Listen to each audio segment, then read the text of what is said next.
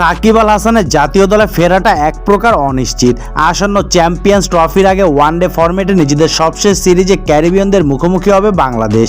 এই সিরিজ দিয়ে জাতীয় দলে ফেরার গুঞ্জন ছিল টাইগার এই অলরাউন্ডারের, যদিও তেমন কিছুই হয়নি। চলতি মাসের শেষের দিকে শুরু হতে যাওয়া বাংলাদেশ প্রিমিয়ার লিগ বিপিএলে সাকিবের খেলা নিয়ে শঙ্কা রয়েছে, তার দেশে ফেরা নিয়ে চরম অনিশ্চয়তা রয়েছে। সাকিবের বিপিএল খেলা নিয়ে গণমাধ্যমের মুখোমুখি হয়েছিলেন বিপিএলে তার দল চিটাং কিংসের মালিক সামির কাদের চৌধুরী। তিনি বলেন, স্বাভাবিকভাবে আমিও ক্লান্ত হয়ে যাচ্ছি এটার উত্তর দিতে দিতে। আমাদেরকেও আনুষ্ঠানিকভাবে কিছুই জানানো হয়নি, তাই আমরা আশাবাদী তিনি আসতে পারবেন এবং খেলতে পারবেন। আমার সঙ্গে কথা হয়েছে সাকিবের, কয়েকটি প্রশ্ন করেছিলাম তাকে সম্প্রতি কিছু নিউজ দেখার পর।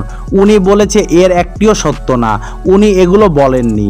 সাকিবকে নিয়ে ধোঁয়াশার কথা জানিয়ে সামির কাদের বলেন, আসার ব্যাপারে এখনও উনি কিছুই বলেননি, পজিটিভ বলতে পারছি না, এটা পরিস্থিতির ওপর নির্ভর করে।